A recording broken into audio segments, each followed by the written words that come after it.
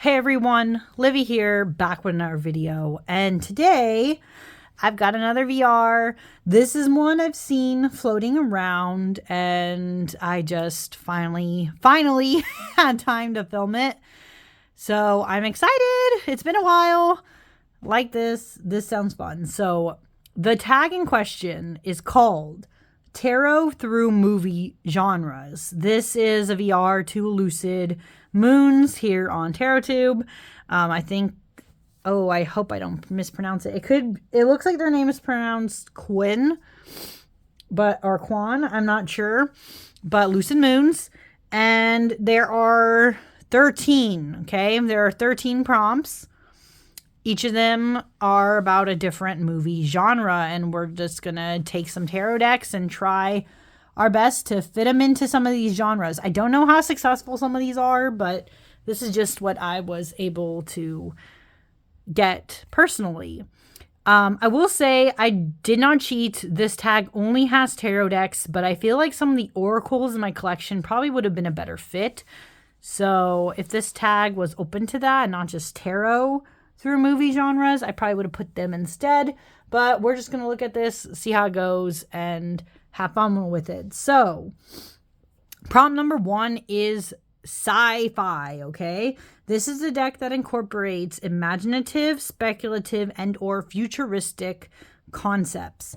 And you guys should know, you probably should know what deck I'm going to pick here. But the deck in question is the Eldritch Overload Tarot. That's what this deck is literally about. It's a cyberpunk related deck. Definitely sci-fi, definitely fantasy combos. I mean, look at that holographic edging. This deck is amazing. And, yep, these are the beautiful backs. Shuffle like this. Goes so well. Okay, and this deck is obviously sci-fi. Like, I mean, hello? This is literally the only deck I have that could kind of fit this prompt, to be honest. So it's kind of good in some ways that I have it. Otherwise, I wouldn't have anything else for sci-fi. It's not like I have anything that's like really spacey. Because I guess you could have, whatever deck includes like space themes, except this, I guess. Could have been that too. But yeah, this is my most sci-fi deck. I feel like this one is just very self-explanatory. Out of all the ones that I'm going to show, this one and my action and fantasy and probably comedy are the most like what their genres actually are in my eyes. But the rest of these are like kind of stretches, but it is what it is. I kind of fit them with my collection. But this is undoubtedly a sci-fi deck, and I'm obsessed. I always have to remind myself not to use this deck because I want to always go back to this one. To be honest, I do. But I have to move on. I have to try other decks out. I can't always just go back to this one. But this is definitely one of my favorites I've been using this year. So, yeah, this is the Eldritch Overload, and it's a fun one. It is a fun one. So, that is my sci-fi deck. Okay, next up is number 2. This is horror. A deck that scares, frightens, or disturbs you. Now, this deck, I have to say, in conjunction with prompt number 4, kind of could have been interchangeable. But I decided to go with this one. And this cute little pouch here, a Krista pouch, by the way, is my mini version of the Darkwood Tarot. This is basically, I feel like this deck is like my closest to being a horror deck. To be honest, it's very dark, creepy. It doesn't necessarily scare me, but this is like the closest I have to being like kind of disturbing. Like, look at that. Like, she literally like was throwing knives already into this person's back. Like, this is definitely horror elements, vampiric elements, poison elements, like Mandrake literally, otherworldly beings that I guess can fit a lot into a horror genre. And basically, yeah, this is the only deck I have that really, I think, matches that tone of being like horror like. But yeah, this is my little Darkwood because, again, I'm not a fan. I've talked about this before. I'm not a fan of big Llewellyn cardstock, but their mini cardstock is wonderful for some reason. I don't know why that is. See, it's just like horror kind of creepy vibes. And yeah, this is why this is my horror deck. Again, doesn't really like scare me, but this is like the closest I could think of when it came to the genre. So that's number 2. Okay. Prompt number 3 for this tag is romance, a deck that focuses on relationships or romantic love between people with an overall emotionally satisfying and optimistic tone. And of course, I had to go with the Queer Tarot. This deck is stunning. Use this mostly in June. It's a chunky one though. I have small hands and this deck is like hard for me to get around. But these are the beautiful backs. And this is the front. Now this is very RWS inspired. But the reason why I chose this for romance is because this is a Queer Tarot. This is all about relationship. Queer relationships, beauty and love together. It's very optimistic and happy. It's very queer happiness. It's very much just joy. Besides this card, I guess, because this is more RWS inspired, you know. It overall just has a really positive and heartwarming tone. And it's all about relationships and romance and the ups and the downs and everything that comes in between. And these are real queer people. And, you know, they're living their lives and they're having a good time. And so for me, this is like the closest I can think of to romance. I don't really have like any, I don't know, steamier or whatever decks, or I don't know, decks that definitely lean more into the romance and the dangerousness of that sometimes. But I definitely would say that this one's romantic in queer romance. It's optimistic. It's lovely. So this was my choice for romance, and I love it personally. So yeah, romantic deck for me is the Queer Tarot. Okay, prompt number 4 is Thriller, a deck that delivers tension, surprise, and or a sense of impending doom that keeps you at the edge of your seat. Thriller. I decided, interestingly enough, to go with the Nicoletta Ciccoli. Now, some could even say, based on how this deck is, that this could have even been, I don't know, replaced with the horror one. Because there is some things in this that are kind of like creepy. But I would say for me personally, and by the way, I edged mine, so that's why it's like that color. I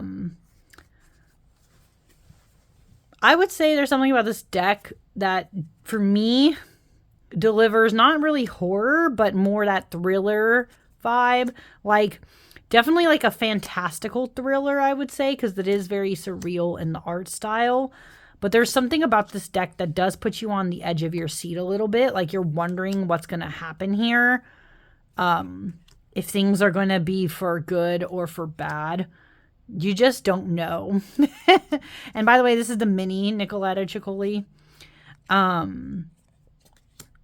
So this deck kind of does deliver tension, at least.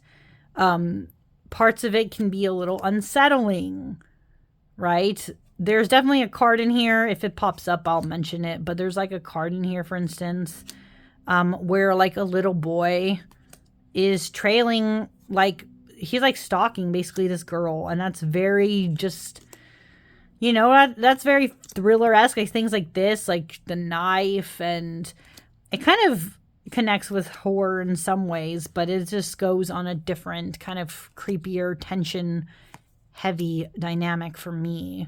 I don't know. So for me, this is kind of a thriller. I decided to put this more as a thriller. But I always feel like thrillers kind of go, for me, more in the action-y sense. I guess this is more in like a leans slightly more towards horror way. But yeah, it's just it's a little out there, and so this would create some dramatic tension. So for me, this is just going to be my horror, or not my horror, my thriller deck. I know it wouldn't be for everybody, but this is kind of what I went with. So yeah. Okay. Number 5 of this prompt is mystery. A deck that is mysterious, suspenseful, and doesn't reveal answers right away. Reading with this deck may feel like solving a puzzle. And so far, I would say Unfinished Business Tarot is probably the closest to this. And I would say mainly I haven't read with this deck really yet, but this feels the most like that mystery vibe because, and these are the backs. This is an MJ Cullinane deck, by the way. And the reason why I say this is mystery is because there are some things about these scenes that are a little puzzling. Like, you kind of have to work them out at first to try to figure out what they're talking about. Especially if you don't read the guidebook. Because if you read the guidebook stories, some of them are so wild and out there. They are suspenseful, though. Like, some of the directions of them. Because this is about people who've had unfinished business. So, basically, a lot of them have died and had, things happen to them just very suddenly or random. And so that's also mysterious, like how that could have came about. And this is just, this is a very interesting deck. It's doing some different things. And, wow, I could look at this one. This one's crazy. So this is very mysterious, and especially because it deals with ghosts too, which I feel like is a common theme in mysteries. So yeah, I felt like this is the only one I could have put in the mystery. Like, look at this. Like, if you don't know the story behind this is like very unsettling. Like, what is going on here? And it's almost like a murder mystery, trying to figure out like who done it. Like, how did this happen? I don't know. And so it definitely gives you work. It's an interesting one. I don't know how it's going to read yet, but this is really interesting. So, yeah, that is my mystery deck. Okay. Deck number 6 is Action, a deck that features loud, wild, and spectacular imagery that may be overwhelming, but you love it anyways. Okay. I don't know if I had decks that were really loud and vibrant, because that's not like... I have some that have loud and bright colors, but I wouldn't say they're necessarily like action-y. So I kind of went somewhere in between. This here is my Dungeons and Dragons Tarot. I edged it myself in this color to match the backs. And this deck is action. I mean, I would say... because, like, action movies could take on a lot of different cross genres. I would say this deck is definitely loud and bold in the way of, like, action-y fantasy movies. So this kind of blends with fantasy here. Because this is the Dungeons and Dragons Tarot. It is based on, Dungeons and Dragons. But then, like, you can have action movies like Pirates of the Caribbean, or just, typical fantasy movies. But the colors are bold and out there. This deck is very different and interesting. I think it follows RWS, but you have to like really look and think about the imagery. Some might not like this deck for, being different. I know some people don't like when decks deviate from RWS, but I love it. Like, that's what I kind of prefer more. It's just like decks that are more interesting and different with how they decide to take on things. But it's very action-y, a lot of swords, fighting motifs, and literally like how action forward can you get, So even though this crosses with fantasy, I do think this takes on a more action-y bend to it, like basically every like fantastical action movie you've ever seen. And for that reason, the Dungeons and Dragons Tarot is my closest I can get to action deck. Because I should say, a lot of decks I own are very, what's the word? They're basically very fantasy-esque. So to like find things that are a little different, I'm not gonna lie, it's a little hard for me, but it is what it is. And yeah, that's the Dungeons and Dragons Tarot. Okay, speaking of fantasy genre. A deck that transports you to an imaginary world with magic, magical creatures, or elements of the supernatural that don't exist in the real world. And for that, I'm going to put the Once Upon a Time Tarot. I have so many decks that technically could have fit in this category, but I decided to go with this one because, it's just so beautiful and fantastical. Look at this. There's a dragon immediately, right? Fairy-like winged persons, fairies, right? Gnome-like figures with mushrooms on their heads. We have dragons. You know, it's very typical fantasy. Beautiful. This looks like more just like a fantasy figure, but like the gnomes we have here. The fairies, you know, very typical of the fantasy genre, based also on fairy tales. So we have like fairy tale like beings here. This is just straight up fantasy. It's even in the name, you know. I'm pretty sure this is the Pied Piper, you know. Four of Swords, but kind of gives like Sleeping Beauty illusions, even though I think there is a card for Sleeping Beauty. I don't remember. Doesn't include every single fantasy genre, but as you can see, it's just very different and fantastical. Very fun, very vibrant. I like this one a lot. Mermaids, right? So, Ice Queen.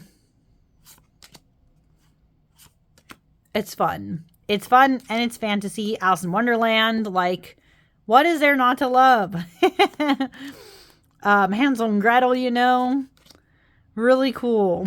And this is like what first came to mind for me with fantasy, even though I have so many that also could have fit. But yeah, this is the Once Upon a Time Tarot. And that is my fantasy deck. Okay. Number 8 of this tag is comedy, a deck that is humorous, amusing, or induces laughter and or a sense of enjoyment from it. And for me, it has to be this one. This is the Weary Writers Tarot. See, this is a deck that is geared, well, as the name says, it's geared towards writers, but this deck is so funny. The next great novel, it says, by the tired writer who owns this deck. It's just very comical and funny right off the bat. This deck is very different, right? These are the backs. The cardstock on this is actually really good, though. I do like it. Okay.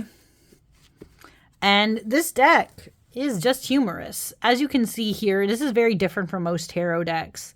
It gives... It gives funny little things. Like, for instance, for this one, it says the time has come to buckle down, stop the excuses, and get to work. There will be time enough for celebrating or lamenting or whatever the fuck you're wasting your time doing. Master your craft, learn, double down, get to work. It's just really funny in that way. It's like poking fun at writers and being like, bitch, do your shit. Like, get to work. And it even has little prompts on the bottom, too. If you want to do it that way, use it as more a prompt one. It's just so funny. Like, even this, like, oh, bless your heart. You've been through the emotional ringer lately, haven't you? Now is the time to get support from your friends and family. Let them help you and help you remember why you decide to write this damn thing anyways. It's just funny, you know?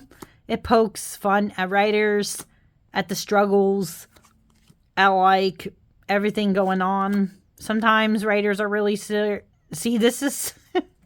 It's just so funny. Like, even this is like, this idiot is here to light as much needed fire under your keister. So go on, get, right? It doesn't take itself too seriously, but at the same time, it's like a great tool for you to just get shit done. Get shit done. Stop fucking around. Get your writing done, you know? It's very comical in that way. And the comical, like, cartoony style of it, too, is just something that is very enjoyable. And sorry if you hear sirens outside. I live in an area where they're always kind of going off. So there's that. But this is my comedy deck. It's a fun one. It's very niche. This was a Kickstarter deck, but yeah, this is immediately what I thought of when I thought of a comedy. Okay, next up is number 9. This is drama, a deck that focuses on conflicts and characters' lives and takes a more serious tone. I'll be honest, this is the one I kind of struggled the most with. I don't really have like, I feel like I don't have like super depressing serious decks. I mean, now that I think about it, I probably could have done something like the Tildwick Tarot feels more drama-like, but at the same time, there's no characters in that one. So that's the reason why I kind of decided to choose the Zodiac Tarot. And the reason being is that this is more people-y. Okay, this is a more people-y deck. It has a dark, like the black background throughout the whole deck. And as you can see, these people in this deck have very serious tones on their face. It's very dramatic. It tells a story. And they're just so, look at him. Like, he's so dramatic. And for that reason, I kind of picked it. Like, even this is like, oh shit, you know. This deck just likes to be super dramatic. Super ridiculous. But I don't know. When I first got this deck, I was disappointed in it. You guys know I had a whole video about that. I'm not going to get into it. But this deck has grown on me a little bit. But it is very, like, look at how dramatic it is. It just seems, like, very tense and serious. Like, he has a smiling face. But then, like, he looks very pensive. You know what I mean? Like, most of them have, like, this kind of look going on. They are depressed. They are going through the ringer a lot. Even this moon is depressed. Like, bitch, what? You know what I mean? Like, they're just so the characters in this deck are so disturbed. And so I feel like in that way, that's why this deck gave me a lot of like drama and tension. And that's why I decided that this was my drama deck. Kind of a weird choice, I realize, but hey, I think it worked for me personally. Okay, next up is documentary. This is number 10. This is a deck that depicts real-life people, animals, events, or situations that may be educational or informative, right? And for this, I decided to go with the Forager's Daughter Tarot. This deck feels like, I've talked about this before, but it feels like a nature documentary deck. Like maybe like a Planet Earth kind of deck. I don't know how to explain that, but it does. Like, look at this. This is Justice, okay? And it's literally showing you like the life cycle, right? Or frogs, right? Dragonflies. It feels like these are real animals and stuff. So this feels the most educational. Even the way it's depicted is very nature-like. It feels very real. Fantastical. Well, not really fantastical, right? Like it just looks, it's arranged very beautifully, but it's actually very like nature forward. And these animals and things that you would find in nature. It's so beautiful. So this to me was the closest I could find to like a documentary deck. But considering when paired with this guidebook, that's very nature focused and explains all these animals and insects and stuff and how they interact with each other. This is pretty much the most like a nature documentary. Like really, this is about it for animals. Like so real, so beautiful. It's like watching, yeah, it's basically like watching that program Planet Earth. But I really, really like it. Oh, and that beautiful little bunny. So yeah, this is my documentary deck. And I think it is personally so stunning. Okay, 3 more to go. This one is number 11. This is animated film. This is a deck with bright, expressive, or cartoon-like images that you probably would have enjoyed as a kid and still love as an adult. And I have to be honest here and go with basically the classic cartoonish animated films, Disney. And this is particularly the Disney Villains Tarot. This seemed like a no-brainer. Just had to say, it had to be this one. This is like, I have a couple of other decks that are kind of cartoonish or like almost anime-like that I guess I could have put in instead. But Disney was like the first cartoons, first movies, like animated films that I used to watch as a kid. And I still enjoy them now. So, I mean, it had to go with this, especially if it's the Disney Villains. But it's also drawn, of course, in a style that's very Disney-like, very cartoony. Beautiful, though. Pips with feelings, I would say. This is probably one of the better Inside Edition decks, not going to lie. A lot of them are very much pips and not with feeling like this. But this one does it really well. And this, of course, had to be my animated... Oh, the Jungle Book. Like, oh, even Zootopia. This one has just done so well. I don't know. It ended up really good. And it gets the point across, right? Animated. Like, this, Disney has some of the greatest animated films. It's like not the authority. There's a lot of people that do even more, you could say, impressive animation, like Studio Ghibli, even DreamWorks, you know. But Disney is definitely a classic. It's one of those that's first indoctrinated for most kids. And I still enjoy Disney films that I get to watch now. So I thought this was basically the perfect deck for this category. Okay, two more. This is the penultimate one, Western. This is a deck that embodies a spirit of freedom, exploration, and adventure. And this was hard for me to pick because I don't really have a lot of decks like this. And of course, when people think of Westerns, usually it's cowboys. And I don't really have cowboys. But in the Cosmic Wisdom Tarot, I do feel like there is the spirit of adventure and whimsy and, you know, modern kind of imagery. Oh, this is the title one, sorry. Definitely shows exploration, going on a journey, having fun, enjoying life. I mean, look, this one's a cowboy, see? This deck has it. It is more Western-like, too. Takes on those concepts. Exploring. Adventure. I thought this was a good one. Like, even this one, look. They went out of their way to look for the Aurora Borealis. It's not all cowboys. Like, there's a couple people riding animals like this, like a horse.